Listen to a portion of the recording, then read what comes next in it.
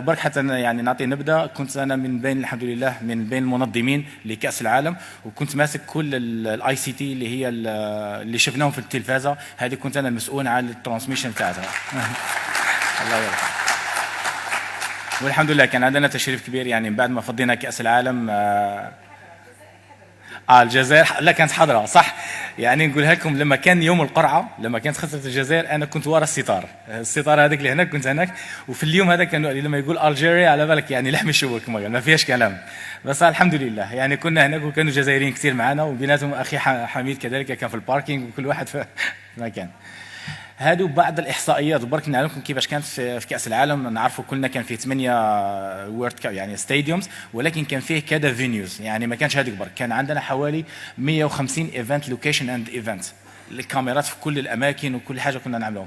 حبيت نحطها بالاخضر هذيك اللي هي زيرو انسيدنت. الاول مره من 2002 مسؤولين الفيفا قال لك عمرنا ما حصلت اننا عملنا فيفا وورد كاب من غير انسيدنت. الانسيدنت معناتها ما فيش كوبير، معناتها ما فيش انقطاع في البث خالص.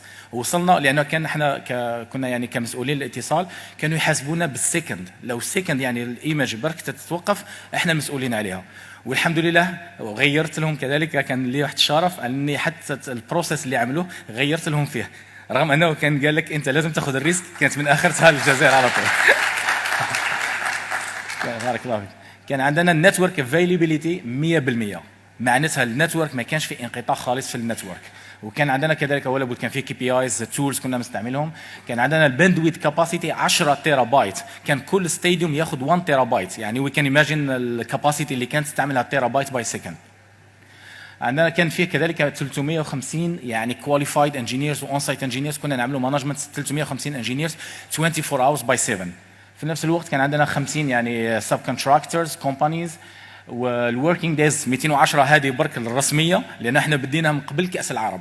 يعني خدمنا كاس العرب الحمد لله، ومن بعدها كانت لان هذه كانت تمهيد حتى قدرنا نخدموا كاس العالم.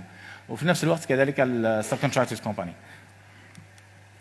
هادو بعد الصور برك يعني نعطيكم كما قال نبدا على التورز اللي عملناهم. ولا بد كان عندي الشرف اني كما قال حضرت كل كيسمه يعني معظم كيسمه. الصوره الثانيه هذه كذلك على البرودكاستنج اللي شفتهم، كان كل ستاديوم في 40 كاميرا داخله فيهم درونز، داخله فيها هليكوبترز، داخلين فيها كلهم. كانوا يتجمعوا في منطقه اللي هي الداتا سنتر كما احنا نشوفوا ثالث وحده. دي كانت البرودكاستنج انترناشونال سنتر، وين كانوا كل الميديا موجودين هناك. واحنا كنا نعملوا ترانسفير من ستاديومز من الفينيوز لغايه المكان هذاك. في نفس الوقت كما راكم شايفين التولز هادو اللي في الاسفل، هادو كنا نعملوا المونيتورنج للنتورك بتاعتنا باي سيكتورز باي اريا كل حاجه. مع ولا بد كنا في العمل مع الشركاء اللي كانوا عندنا.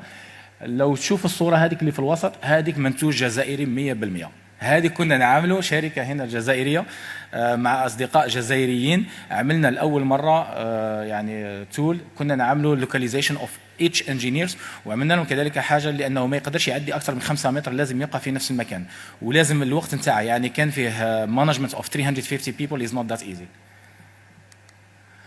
الان البروبوزيشن اند ابلكيشن اوف كورس. يعني احنا تكلمنا على كاس العالم، واش غادي نديروا؟ كما انا نشوفوا الجزائر عندها كاس افريقيا، في فرص كثيره جايه. ما نركزوش الا على اللاعبين، خلينا نركزوا كذلك تكون الجزائر كما قال قطب كذلك لجلب كل الكؤوس اللي موجوده. ليه لا كما قال كاس العرب عندنا كما قال كل الخيرات، نعملوا احنا كذلك كاس العرب، نعملوا كاس افريقيا. ولا بد كما قال فيه يعني فرص كثيره، وفيه يعني كما قال كومبيتيشن يعني فيري هارد. بس كما قال نتمنوا ان شاء الله نشوفوا كذلك يعني منظمه معموله هنا في الجزائر لكسب هذه الرهانات. يعني لازمنا كذلك نوصلوا وبروفيشنال، يعني لازمنا نوصلوا بعيد بها ان شاء الله. ولهذا برك عملت يعني كما قال الجيريا كومبيتنسيز كاباسيتيز از ذا بيست كي. وعندنا كذلك ذا جيو لوكاليزيشن اوف الجيريا ميك ات لايك از انترميديت. احنا حلقه وصل ما بين افريقيا واوروبا، معناتها عندنا كل الاشياء اللي تقدر تعاوننا.